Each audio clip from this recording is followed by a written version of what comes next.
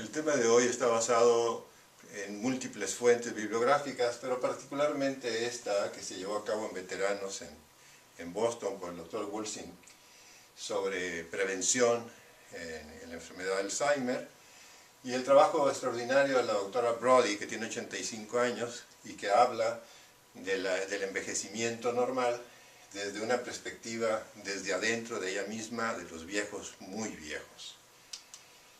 La vejez, usted sabe, es un deterioro que aparece con el tiempo y que va llevando a cabo una serie de cambios en el cuerpo de los sujetos. Se empieza a ver de una manera diferente, hay una disminución en la competencia para escuchar, para oír también, la rapidez en las actividades físicas se disminuye, los reflejos se entorpecen, hay una cierta dificultad a la hora de caminar, la situación del cuerpo cambia, hay menos músculos, los aparentes externos de la canicie, las canas, las arrugas, etcétera, como en el caso acá, pues es muy frecuente, y sabemos que el tiempo que los seres humanos viven, pues tiene un límite. El más largo de todos ha sido de 122 años. ¿Qué es la memoria? La memoria es la capacidad de recordar, de ir guardando las imágenes, los recuerdos, que nos van pasando a lo largo de la vida, los sentimientos y las ideas. Los tipos de memoria son diferentes. Tenemos una memoria que es inmediata, que es aquello lo que ha sucedido hace unos cuantos segundos o minutos. La otra es la reciente, que es aquella que tenemos que recordar de lo que hicimos ayer, los últimos tiempos, los últimos días. La del pasado es la más remota, ¿no? La que tiene que ver con nuestra infancia, después de muchos años en que ha sucedido aquello. Y existe otras dos que son muy importantes, que es aquella memoria que nos recuerda las características de los objetos y las actividades que son automáticas, por ejemplo, el nadar, el boxear, el andar en bicicleta, que es la memoria de procedimientos.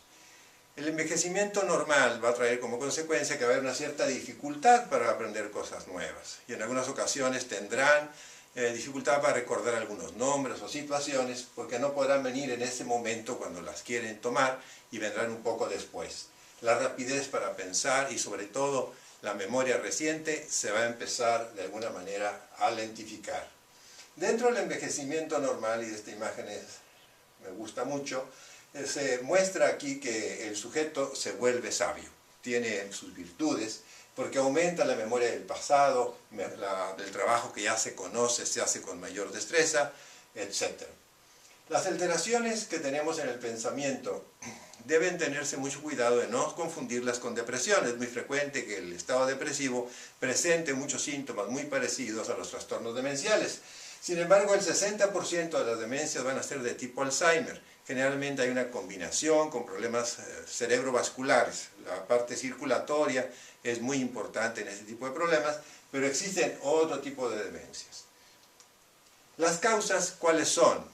Cada vez conocemos mejor la fisiopatología de las enfermedades, particularmente la enfermedad de Alzheimer, y usted puede ver aquí, ¿verdad?, que hay una serie de túbulos, que son las neuronas, que son una especie de canales, que cuando en algún momento determinado, por razones de envejecimiento, se rompen, y entonces al momento en que se rompen, empiezan a provocarse una serie de nudos junto a esos sitios, provocando la incomunicación de un lado del cerebro con otro, con una pérdida importante de la masa cerebral en diferentes sitios del cerebro. Esta es una de las causas por las cuales se pierde la memoria. La enfermedad de Alzheimer será esto, una serie de trabéculas que van a juntarse, a romperse esos canales y que van a obstaculizar el camino neurológico entre una neurona y otra. La enfermedad de Alzheimer es irreversible, es progresiva, y sabemos que es un proceso que tiene mucho que ver con la edad avanzada, en la cual se empieza a provocar un problema muy importante a nivel de la memoria, a nivel del juicio de cómo se enfrenta la realidad, y sobre todo también a nivel de cambio de la personalidad. Esto va a traer como consecuencia que el paciente pierda su autonomía, que se vuelva menos independiente, y eso es una situación que va a hacer muy complicada su vida social y familiar. ¿Cuáles son los riesgos para padecer enfermedad de Alzheimer? Generalmente el tener una edad avanzada, el tener antecedentes de haber tenido en la mediana edad problemas metabólicos como hipertensión o diabetes. Es una de las formas de prevenirlo, es el que tempranamente se impidan estos problemas metabólicos. el haber tenido problemas cerebrovasculares y también obviamente el haber recibido traumatismos en la cabeza. Usted puede ver en esta imagen cómo hay una pérdida del cerebro en este sitio y cómo se han ensanchado los ventrículos.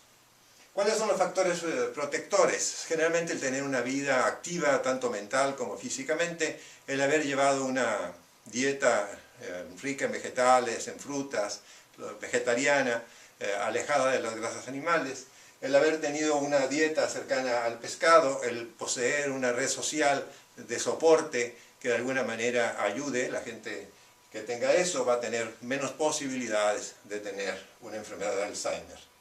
Sabemos que el inicio de la enfermedad de Alzheimer es muy silencioso y quizás empiece 20 años antes de haber tenido el primer síntoma, lo cual nos da una enorme oportunidad para poder hacer prevención si tuviéramos la competencia para eso, como parece que ya estamos encontrando algunas luces.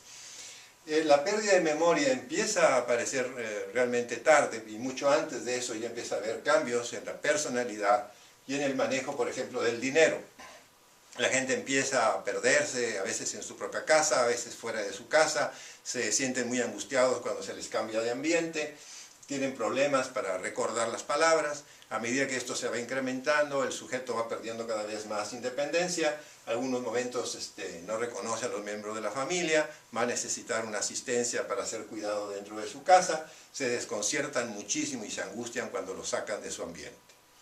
En este contexto hay que hacer el diagnóstico, para ello hay que hacer un estudio médico completo, descartar qué medicaciones está tomando el paciente, que no sea eso lo que le esté confundiendo, evitar el pasar por alto algunos trastornos cerebrales como un tumor, el ver que no exista un problema circulatorio dentro del cerebro, un problema de infarto cerebral, descartar los problemas metabólicos. Por supuesto, en los ancianos es muy frecuente encontrarnos problemas de hipotiroidismo o de alcoholismo, etc.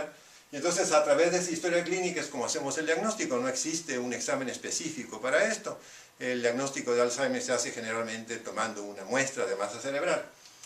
Entonces el tratamiento generalmente se ha basado en el tratamiento farmacológico en dos áreas, que son los inhibidores de la colinesterasa, que son una serie de medicamentos, la mementina por otro. También sabemos que la vitamina E puede ayudar en estos casos. Una dieta sana, por supuesto, rica en pescado, en verduras y frutas, puede ayudar también. El tener una actividad física y mental, evitar el aislamiento, tener relaciones sociales.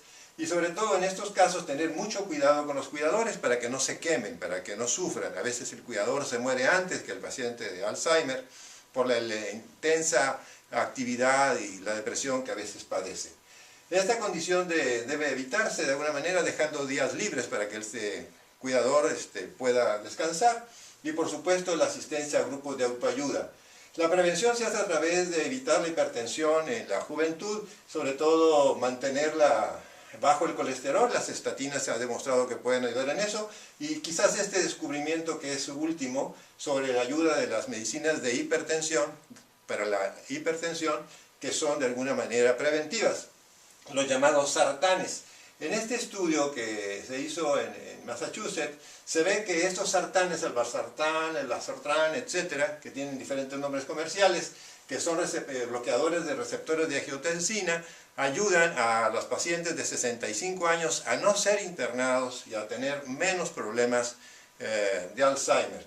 Igualmente estos medicamentos que son convertidores de la angiotensina, que son el lisinopril, junto con los anteriores sartanes, pareciera ser que tuvieran magnífico buen pronóstico.